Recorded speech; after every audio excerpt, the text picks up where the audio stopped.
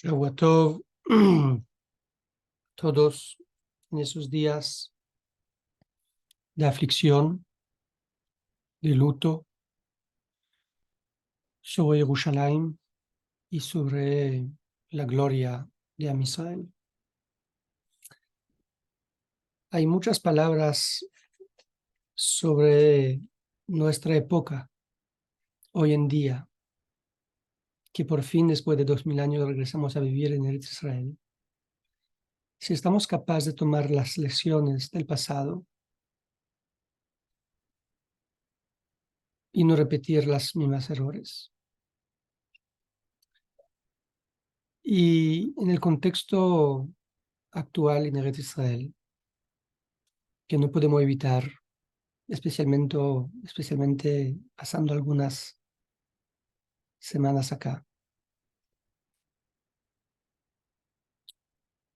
es seguro que es difícil de no pensar en el paralelo de una época con la otra. Pero creo que también eso nos invita, especialmente en esos días, y en ese día particularmente, de reflexionar e intentar de entender cuál fue los errores para poder evitar repetirlas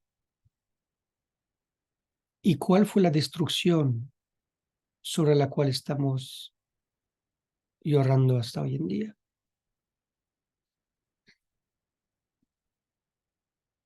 Es un tema, Jurban Abayit, destrucción del Beit HaMikdash, es un tema de Yerushalayim, es un tema muy largo, muy amplio, hay mucho que decir.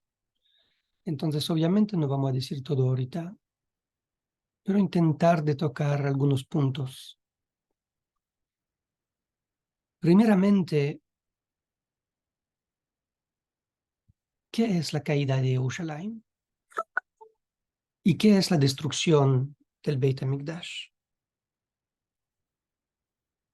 ¿Sobre qué, más que todo, estamos todavía llorando? ¿Y qué Am Israel aprendió de esa tragedia?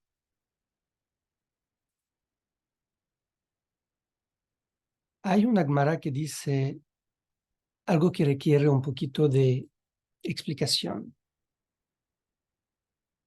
Asara kabin shel yofi, 10 porción de belleza Dios dio al mundo. Tish'a natla Yerushalayim, 9 porción del mundo tomó Jerusalén. Y una parte de porción se repartió en el mundo. Obviamente, Jerusalén es muy bello, la más bella de las ciudades. Pero 9 porción de belleza y el mundo tiene solamente una repartida en todo el mundo. Cada uno vio muchas ciudades y paisajes, muchos paisajes muy, muy lindos. Entonces, ¿qué realmente quiere decir esa Gemara? Y escuché una historia, un paralelo entre una historia y esa Gemara que creo vale la pena repetir. Es un cuento famoso de la Gemara. Cuando el alumno de Rabbi Yohanan fue enfermo, Rabbi Yohanan fue a visitarlo y hablaron allí sobre qué atristarse y qué no. Y Rabbi Yohanan, él mismo que pasó tanto tiempo difíciles en su vida, intentó de consolar a su alumno y empujarlo a levantarse, pero él vio que no sucedió mucho. Entonces, a un momento, Rabbi Yohanan levantó la manga de su ropa y al revelar a su brazo se iluminó, se llenó el cuarto de luz.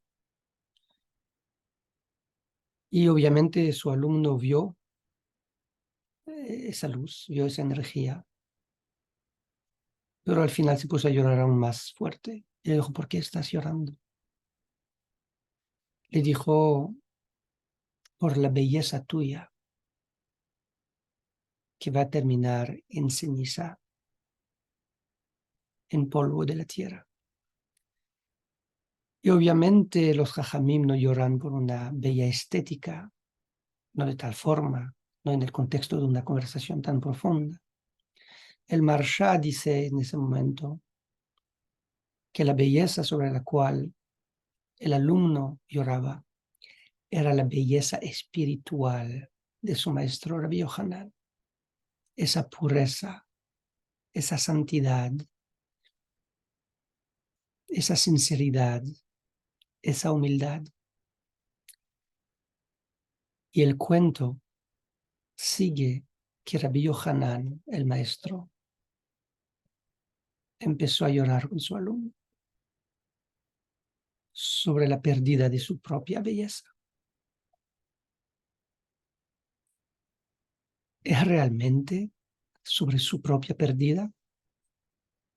Él nunca pensó sobre la muerte y empezó a llorar sobre el hecho que un día él va a morir, aunque en ese momento estaba sano. Ambos lloraban sobre el mismo concepto, sobre la misma pérdida. Es la pérdida de una expresión de belleza divina en ese mundo. No es común, no es en cada esquina que podemos encontrar una integridad de ese calibre y una bondad de ese tamaño, conjunto a la inteligencia, a la santidad, a la humildad. Era una belleza de creación en la expresión del nivel que el ser humano podía atender. Si uno se comporta y se dedica al mejoramiento personal, hasta dónde puede llegar. Y al mirar a Rabbi Yohanan y dándose cuenta que era el último de su generación, el último de ese tamaño, el último de esos summits, picos tan altos, mirando a la generación siguiente y no encontrando una persona de tal tamaño. Ambos empezaron a llorar, no por la persona, sino por la persona con letra capital, por el ser humano y su caída. Esa belleza es la belleza de Yerushalayim. Esa belleza es lo que perdimos. Hay ese famoso cuento de un traicionador de Am Israel que cooperó con los Romaim, con los romanos, en la destrucción del templo. Y al final, para recompensarlo, los soldados le dijeron, entra en el Beit HaMikdash, saca lo que quiere, ese era el tuyo. Había todos los tesoros del mundo ahí. Los soldados tenían miedo de entrar en el santuario. Entonces pensaron, si él sale vivo, después todo lo que hizo es un señal que el Dios de Israel permite el sacrilegio del lugar, que ya perdió su santidad. Y él salió y trajo la menorá.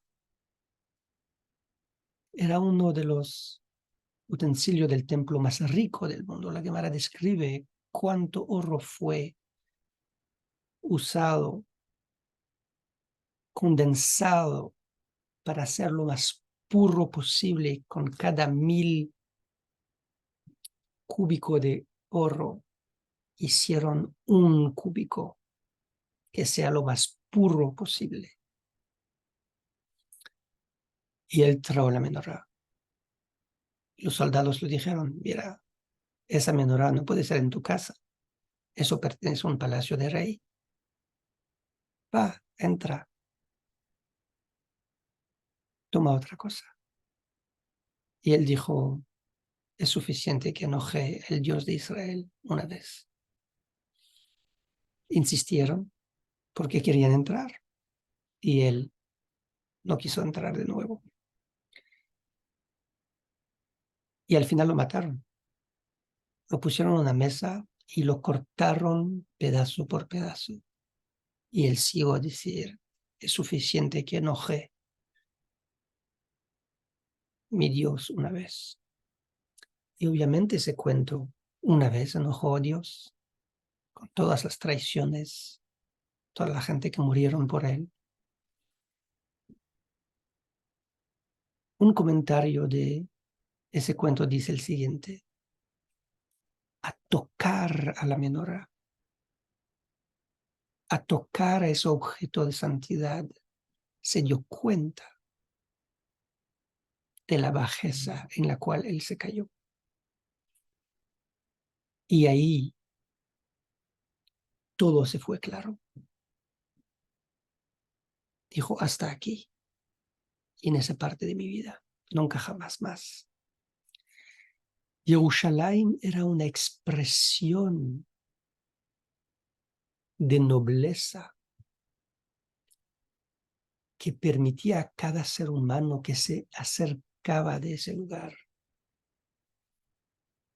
de tener una claridad sobre su vida, sobre lo que realmente vale la pena luchar y sobre lo que no vale la pena luchar. Y si eso era Jerusalén,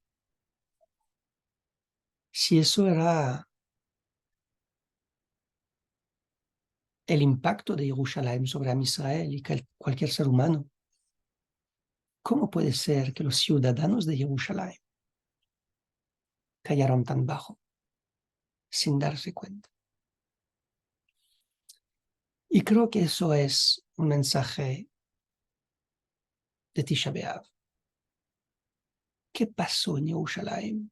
עיר הקודש, עיר שחוברה לה יחדיו, יראה שלמה, el apogeo de la belleza física y espiritual, llena de profetas, de sabios, de poetas, de filósofos, de maestros, de artistas. La calidad humana de esa ciudad era absolutamente sin ningún igual en el mundo. Hasta que aún los romanos, según Flavio Josefus, discutieron si tienen que destruir el templo o no, porque era el edificio más bello que la humanidad podía producir. Así ellos dijeron. Y eso creo que es una idea que nos pueden ayudar a entender muchos otros episodios de esa época. El punto que voy a decir. Particularmente, uno de los episodios que la Gemara misma está investigando, intentando de entender. El cuento es de Rabbi Yohanan ben Zakkai, que él logró salir de Jerusalén y encontrarse con Titus. Y le pidió Yavne.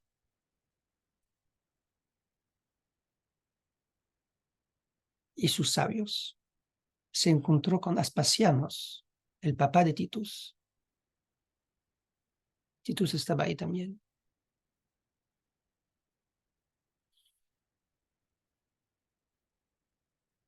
Y los Jajamim dicen, pero ¿por qué pidió Yavne y sus sabios? ¿Y por qué no pidió Jerusalén? Y la Gemara contesta que eso era la realización de una profecía en la cual los sabios se verán su sabiduría tapada. Entonces, dicen los Hajamim, ni Rabbi Yohanan ben Zakkai logró a tener esa perspectiva de poder pedir la salvación de Jerusalén.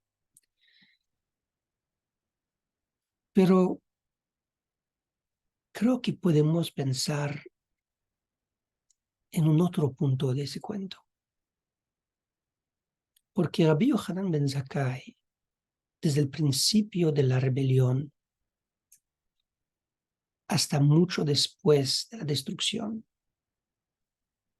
él logró tener una filosofía que era muy única en Jerusalén, que no lograron escucharlo hasta que era demasiado tarde. Pero después de la destrucción era la voz que salvó el judaísmo. Muchas culturas, muchas naciones, muchos países, muchas civilizaciones fueron conquistados por poderes exteriores y todos desaparecieron. Si podemos encontrar una persona en una intersección importante de nuestra historia que puede tomar el crédito, un parte del crédito de haber sido el mensaje de Akadosh Baruj Hu para poder ayudar a salvar a Israel, en esa época era Rabbi Yohanan ben Zakkai. En el rendimiento, el sufrimiento, el abandono de cualquier aspiración después de la destrucción, y en un espacio en el cual los judíos no tienen ningún punto para reunirse, mirar. Él es el que diseñó la práctica del judaísmo que estamos todavía haciendo hoy, hasta que podemos decir que el judaísmo de Yehudeya Galut es en gran parte en la visión de Rabbi Yohanan ben Zakkai, en su capacidad de adaptar lo que estábamos haciendo en Eretz Israel con el Beit HaMikdash en la diáspora. El concepto de una tefila diaria con un texto, el concepto de Batei Knesiot, lugares de rezos, en el cual cada uno entra y reza con minyan, reactuando el Korban Tamid, el sacrificio diario, a través de palabras, todos conjuntos, como si fueran el coro de los Leviim. Tener una Aron HaKodesh con la Torah adentro, a la imagen del Kodesh HaKodashim, con los Lujot HaBrit adentro. Es como si, en fin, cada sinagoga tiene enfrente de él Heichal Hashem, el santuario de Dios. Es un mini santuario que viajó con las comunidades alrededor del mundo. Y eso con muchas otras halajot que lograron hacer para adaptar la vida judía sin el Beit HaMikdash. ¿Cuál fue el pensamiento profundo de Rabbi Yohanan ben Zakkai? ¿Y cuál fue su perspectiva que le permitió de pensar en todas esas adaptaciones y todas esas halajot con el Sanedrín, obviamente, para adaptarlo a la galut, al exilio? Creo que es algo que él tenía desde el principio de la rebelión. La capacidad de disociar y diferenciar muy claramente entre las piedras y el espíritu. Él entendió muy antes, muy temprano, que la santidad del Beit HaMikdash de Jerusalén no son solamente sus piedras, es su espíritu, su Kedushá. Y es por la Gdusha que hay en el Beit HaMikdash, que sus piedras están kadosh. Y eso es algo que parece tan simple, pero tan importante, y es posiblemente el error que el resto de los ciudadanos, de los extremistas, no lograron ver. El santuario, el Beit HaMikdash, el templo era santo en sí mismo, sin ninguna necesidad de cualquier cosa atrás. Entonces, cuando ellos perdieron las piedras, saltaron en el fuego del Beit HaMikdash, diciendo, si eso se quema, ¿para qué seguir a vivir? No hay ninguna razón para vivir. El mundo no vale su existencia y no es un lugar en el cual vale vivir. Rabbi Yohanan vio el Beit HaMikdash destruirse, lo predició, lo entendió de antemano, mirando la situación adentro de Jerusalén, pero él entendió que Am Israel es la santidad de verdad. La gente son los que cargan la santidad y ellos están los que hacen un Beit HaMikdash en el cual, con las condiciones que ellos crean, Hashem puede ser revelado, sentirse en su casa. ¿Qué pasa en la casa de Hashem? Hashem puede ser en una casa. Conocen todos el cuento de uno que pidió un zapato chico para su pie, para poder tener el placer de sacarlo al final del día y disfrutar de un pie sin dolor. ¿Podemos poner a Hashem en una casa? Hashem, el creador del mundo, infinito, en una casa. Realmente la idea del Beit HaMikdash es que cuando uno está fuera de su casa siempre se comporta en relación y con respecto al dominio público, la gente con el cual es, los códigos culturales, de vestimiento, de palabra, de comida, de qué hacer, de cómo hacerlo. Uno en su casa hace lo que él de verdad quiere. La casa de Hashem es una casa en la cual Hashem puede ser manifestado. En el mundo alrededor es en todo lado, pero está escondido. ¿Cómo se expresa Hashem cuando está manifestado? Con bondad,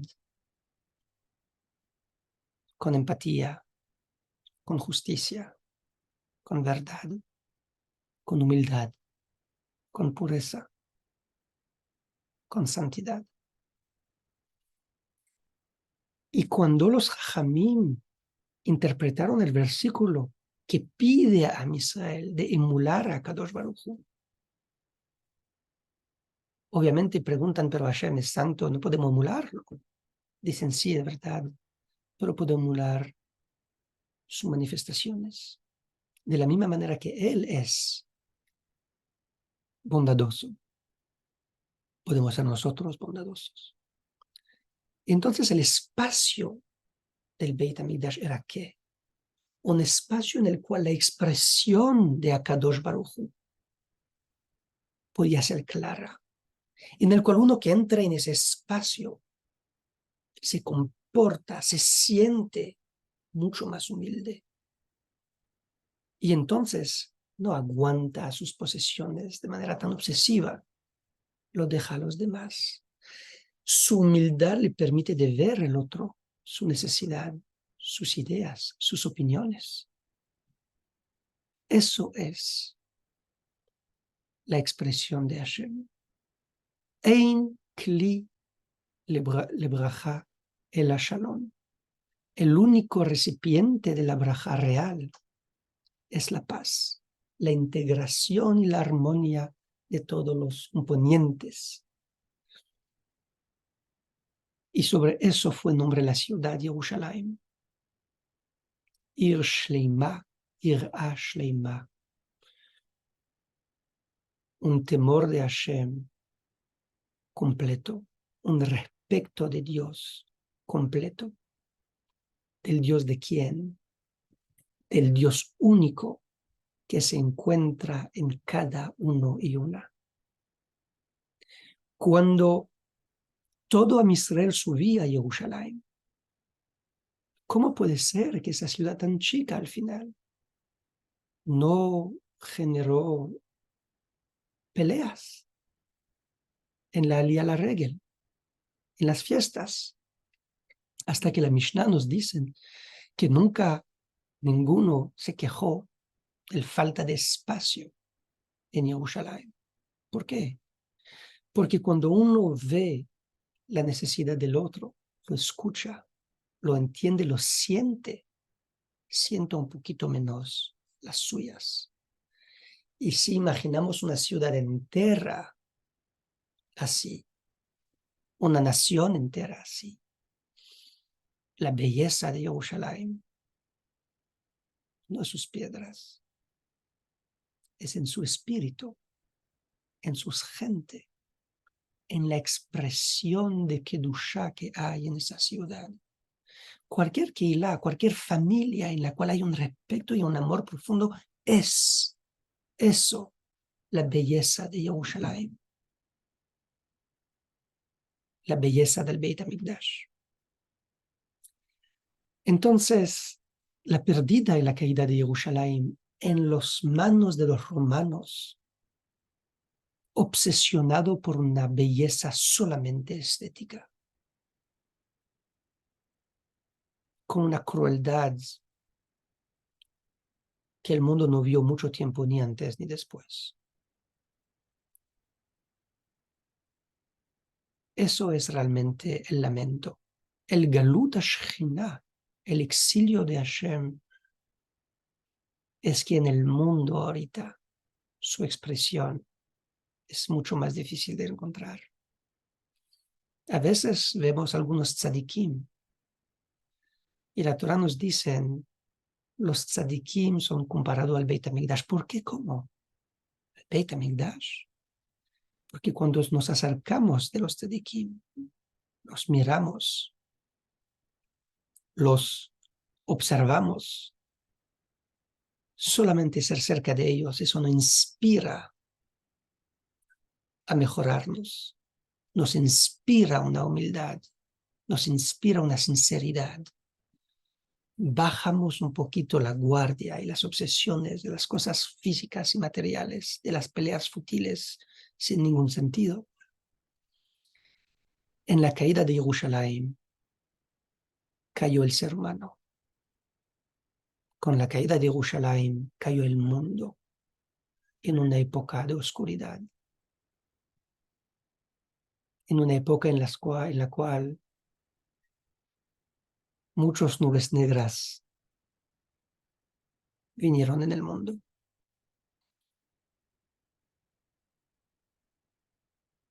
Entonces, la pérdida de Jerusalén, ¿qué es? Es la pérdida de la cara humana, hecho a la imagen de Dios. Es la pérdida del Dat. Es la pérdida de la capacidad de ver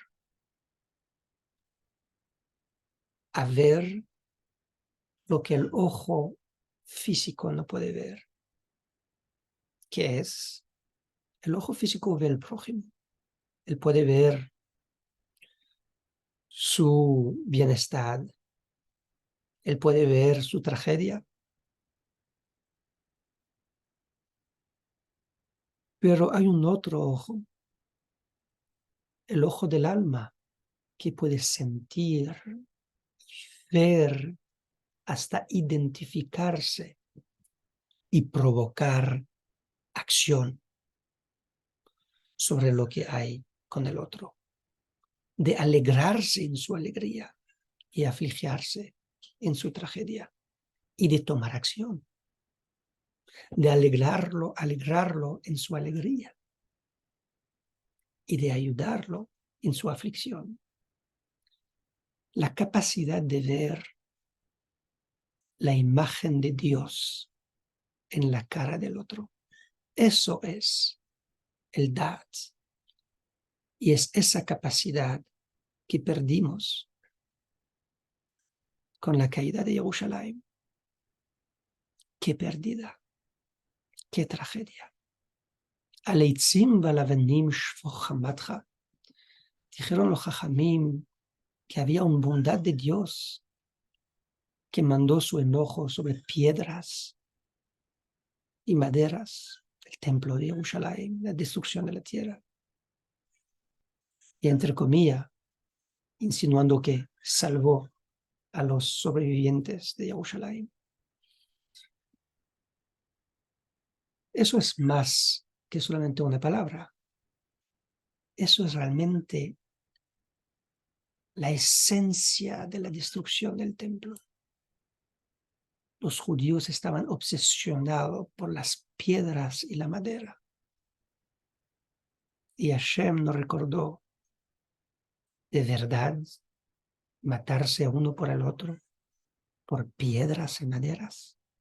Si eso es la percepción del templo que usted tiene, ya no es un templo más, es solamente una casa otra, como cualquier otra, de piedra y madera. Cuando perdimos la capacidad de ver el alma de la piedra, la santidad y lo que representa esa santidad de esas piedras y edificios, ya se convirtieron en solamente piedras y maderas. Cuando uno no puede ver la imagen de Dios en el prójimo, se convierte en un otro animal caminando sobre dos pies. En una combinación biológica con carne y huesos. Nada más. Nada menos, ¿cierto? Pero nada más tampoco. La santidad de la vida. Eso es la santidad de Akadosh Baruj Hu. Es que Akadosh Baruj Hu es la vida misma. Y la vida de cualquier uno que tiene vida es una creación, una criatura que tiene un poquito de esa vida que es Dios. Es la vida que es santa. Entonces, ¿dónde fue la caída de los ciudadanos de Jerusalén? Y uno puede pensar, ¿eran tontos? ¿Eran llenos de intelectuales y pensadores? ¿Eran hipócritos? ¿Eran gente llena de pasión, de fe y de convicción que tenía la razón? ¿La capacidad de escuchar uno al otro? Sí, puede ser. Puede ser que eso era una de las errores fundamentales de esa capital. Lo que hay que entender es que eran cada uno convencido que luchaba la guerra de Dios. Nadie le está acusando de haber sido una sociedad que luchaba por intereses. Estoy hablando de la época de la destrucción, no de la época que precedió la destrucción. La corrupción obviamente precedió a esa etapa. Pero cuando llegó el momento del conflicto con los romanos, conflictos activos, después que rechazaron la extorsión de los romanos y que empezó el primer conflicto,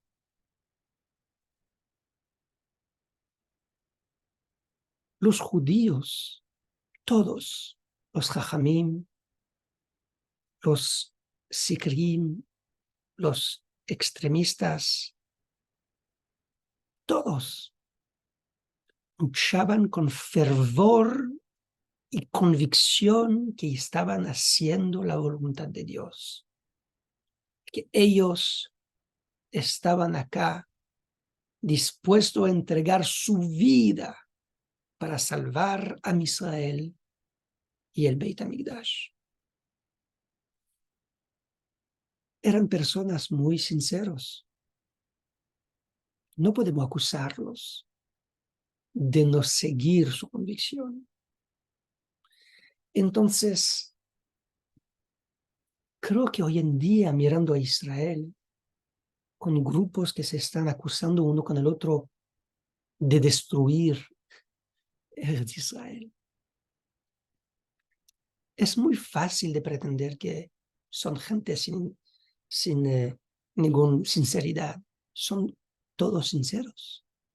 Un grupo sinceramente piensa que el otro destruye la democracia y el otro grupo sinceramente piensa que ellos ya destruyeron la democracia y por eso quieren instituirla de vuelta, entregar al pueblo la capacidad de liderar y no a una élite restricta que se autoelige. Pero el punto no es el argumento, es la convicción de los que argumentan. Estoy convencido hoy que todos son muy sinceros y que todos aman el Israel, al igual que estaban antes. La capacidad de no poder escuchar al otro fue una de las errores fundamentales. Puedo ser muy convencido, pero puedo escuchar no lo que tú dices, sino tu sinceridad. Puedo escuchar tu deseo de proteger la misma casa que yo quiero proteger. Puedo escuchar la sinceridad de tu amor por la casa que yo amo. Eso es la caída de Jerusalén. La incapacidad no de escuchar las palabras, no de ver la cara del prójimo, sino de ver su imagen, la imagen de Dios. No de escuchar el argumento del prójimo, sino de escuchar de dónde viene el que habla, de convicción profunda, de sinceridad y de amor por la misma casa que yo amo. Pero atrás de esto hay un otro nivel aún más profundo. Y eso es la jerarquía de los objetivos. En la época de Tisha B'Av, en la época de la destrucción del Beit HaMikdash, la jerarquía absoluta era el sitio del Beit HaMikdash. Que ellos mueren, que ellos de hambre, mueren por los soldados, mueren de enfermedad. Todo eso era inferior al Beit HaMikdash mismo. Que todo se destruye, que la nación se destruye, que Am Israel muere, mientras que el Beit HaMikdash sobrevive. Ellos ganan. Y si es así, cada uno está dispuesto a morir y a matar para salvar el Beit HaMikdash. No es egoísta. Al contrario, dispuesto a dar su vida, Mesirut Nefesh, en nombre de Dios, en nombre del Beit HaMikdash. Hoy en día, ¿cuál es lo más importante para nosotros? ¿Es la cohesión de nuestra nación como una nación? ¿O que nuestra casa está pintada de ese color o de ese color? ¿Vale la pena morir o matar para el color de la pared? Que sea azul o rojo, derecho o izquierda. ¿Vale la pena luchar y fragmentarnos por proteger una casa que al final nadie va a poder vivir en ella. El Beit HaMikdash va a seguir a ser muy lindo, pero ¿quién lo va a habitar? Que Eretz Israel, Medinat Israel, será de esa manera o de esa manera. Pero si no hay Am Israel, ¿para quién necesitamos una Memshalá? Entonces, la jerarquía de la pelea, creo que eso es una de las cosas aún más profundas que era en las errores de Tisha B'Av. Y hoy en día tenemos que recordarnos ese cuento y poner de nuevo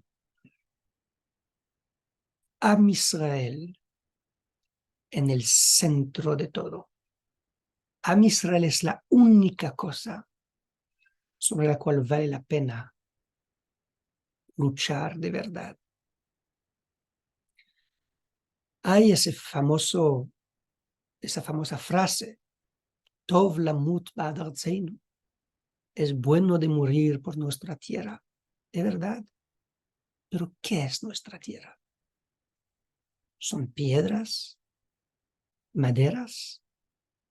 Nuestra tierra es Am Israel en Eret Israel. Eret Israel siempre era, aun cuando era destruida. Am Israel vale la pena luchar por el Am Israel que está adentro. Lo más importante de todo no es tal idea o tal idea. Podemos sobrevivir 10 años con una idea errónea, 50 años y después una otra idea errónea. Pero no podemos sobrevivir sin Am Israel. Y en ese momento, si no hay Am Israel, no importa qué idea prevale, no importa quién tiene razón o no. Y creo que eso es la lección de Rabbi Yohanan ben Zakkai. Yavne vejajamea quería decir, yo acepto el decreto de Hashem que Yerushalayim Jareva, que Yerushalayim va a ser destruido. Yo entiendo que las piedras pueden caer. Am Israel no puede caer. Y por eso él luchó por Yavne y sus sabios, para que Am Israel y Torat Israel sobreviven. Y eso es la única forma que teníamos cualquier chance de poder regresar a reconstruir Eretz Israel. Caminé por Jerusalén ayer. Fuimos en el Kotel, en los subterráneos del Kotel. Vimos las piedras que cayeron en ese día mismo de las murallas. Están todavía ahí, en el piso. Calles que no terminaron de construir. Y después salimos y vemos una reconstrucción maravillosa de Jerusalén. Am Israel regresó. Am Israel puede reconstruir Jerusalén, pero necesitamos Am Israel. Mucho más importante que cualquier piedra, edificio, palacio, aún más importante que el Beit HaMikdash, es Am Israel, de poder ver no la kedusha de las piedras, sino la kedusha de la cara que hay en el prójimo. La caída de Jerusalén era Ibud Haddat, Churban Haddat, Churban Ayirah Shleima.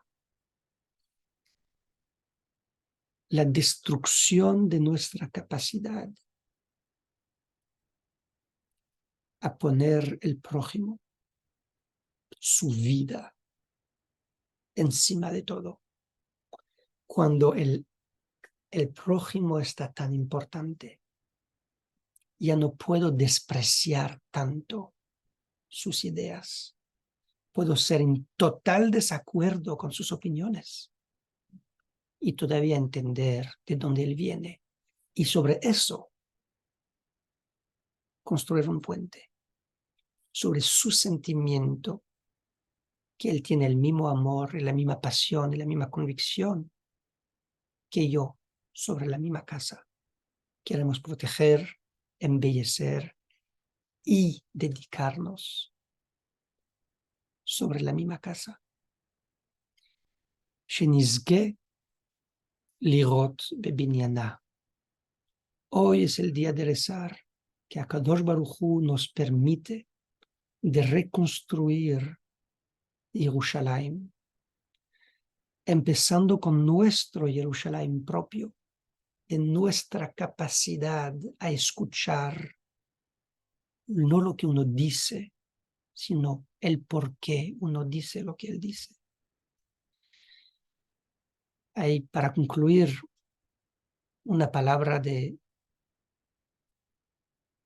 el rabino Yosef Situ, que era el gran rabino de Francia por muchos años. Él decía así: una pareja que está en paz no es una pareja que habla, es una pareja que sabe entender el silencio del otro. Porque si tenemos que decir todo, significa que nadie escucha nada. Escuchar a las palabras, apreciar las piedras, es importante, pero mucho más importante es de poder escuchar lo que uno no dijo, sino por qué lo dijo. La reconstrucción de Jerusalén es nuestra capacidad, primeramente con el Beit HaMikdash interior de cada uno, a poder ver en el otro su belleza.